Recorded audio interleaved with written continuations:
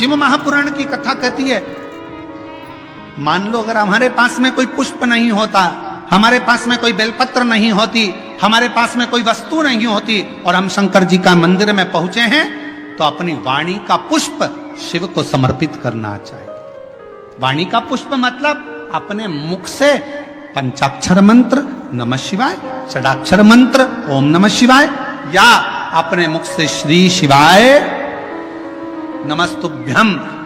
किसी भी शिवालय में जाओ, किसी भी तीर्थ में जाओ, महाकाल बाबा का दर्शन करो, चाहे विश्वनाथ जी का दर्शन करो, चाहे केदारनाथ जी का दर्शन करो, चाहे भीमा शंकर का दर्शन करो, चाहे घृष्णेश्वर बाबा का दर्शन करो, चाहे त्र्यंबक बाबा का दर्शन करो, किसी भी मंदिर में आप दर्शन करने के लिए जाओ, मंदिर के गर्भगृह में तुम्हारा प्रवेश नहीं हो रहा है तो बाहर खड़े होकर चिल्लाकर आवाज लगाना, श्री शिवाय नमस्तुभ्यम, श्री शिवाय। जब हम बाहर खड़े होकर अपना पुष्प, अपनी बेलपत्र मंदिर के अंदर नहीं जा सकती, तो अपनी वाणी रूपी पुष्प हम भगवान को समर्पित करें तो शिव प्रसन्नता से हमें फल प्रदान करें। अपना वाणी का पुष्प दीजिए, वाणी का पुष्प। और हम तो आप लोगों से भी कहेंगे, जितने शिव महापुराण की कथा सुनने वाले हैं सबसे कहेंगे, जब कथा शुरू होती है, व्यासपीठ के पास में हम जब पूजन करने आते हैं, ये संगीतकार जब गुरु वंदना गाते हैं, तो एक बार आपको भी जम के आवाज लगाकर चिल्ला कर कहना चाहिए, श्री शिवाय। और जब कथा विराम होती है, कर्पूर गुरम हो जाता है, हर हर महादेव हो जाता है, पुष्पांजलि हो जाती है, नमन कर कर जब उठने की तैयारी हो, तब फिर चिल्लाकर कह देना चाहिए, श्री शिवाय नमः।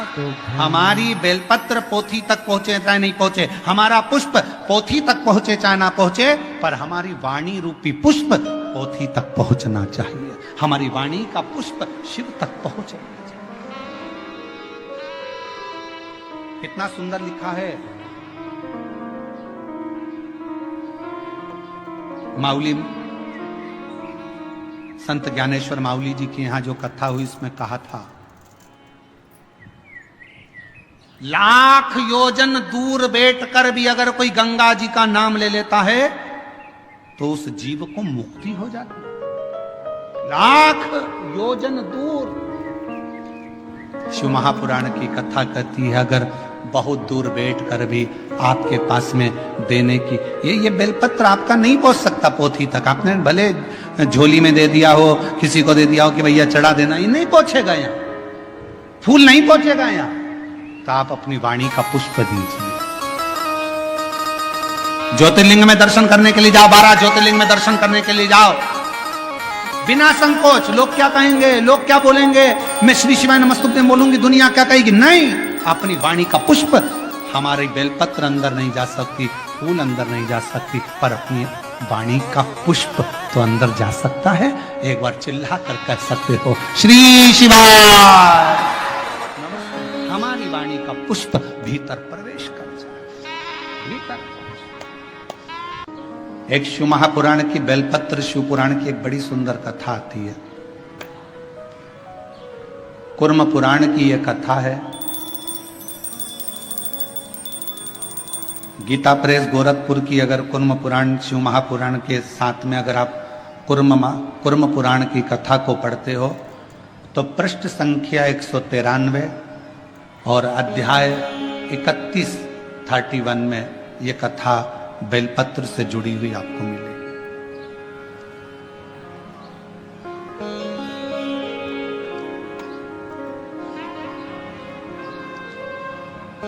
एक कथा आती है,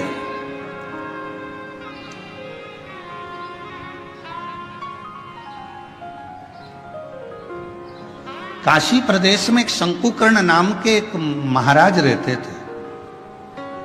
हमने उनको महाराज कहा।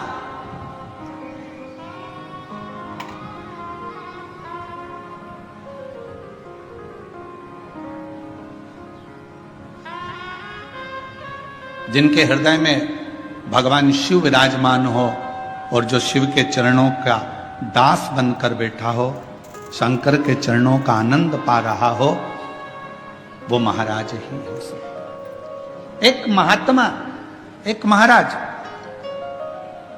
एक बाबा, शंकुकर्ण नाम उनका था, काशी में रहते थे। शिव जी की भक्ति करना, भजन करना, मंत्र जाप करना, नाम स्मरण करना, पूजन करना, अर्चना करना, बस उसी में लगे रहते हैं।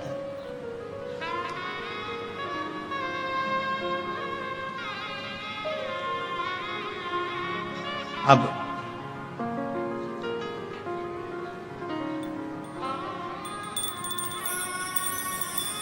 ये कथा कुर्म पुराण की भी है, ये कथा स्कंद पुराण के काशी खंड की भी है, और ये कथा शिव महापुराण की भी है, और ये कथा लिंग पुराण की भी है। 4 पुराण में से लेकर इस कथा को बांटा जा रहा है। अगर कुर्म पुराण में पढ़ोगे तो गीता प्रेस गोरखपुर की 193 नंबर पेज पर इसको पढ़ सकते हो। स्कंद पुराण को पढ़ोगे तो काशी खंड में पढ़ सकते हो। लिंग पुराण को पढ़ेंगे तो भगवान शिव के लिंगों का वर्णन में इसको पढ़ सकते हो।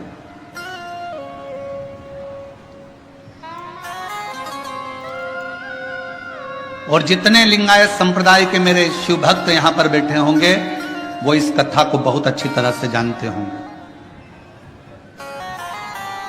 काशी प्रदेश में एक शंकुकर्ण नाम का एक व्यक्ति रहता था। उसको हमने संत की गणना में रखा, हमने उसको महाराज कहा, तपस्वी कहा, साधक कहा, उपासक कहा। एक व्यक्ति रहता था जो शिव की आराधना करता था। हम उसको साधारण व्यक्ति नहीं कह सकते, हम उसको कोई महाराज, कोई तपस्वी, कोई साधक, कोई उपासक कह सकते। वो अपनी भगवान शिव की भक्ति में लगा रहता, भगवान शंकर के नाम उच्चारण में लगा रहता, शिव नाम में, भगवान के नाम में वो हर पल लगा रहता, हर पल। उसका एक नियम,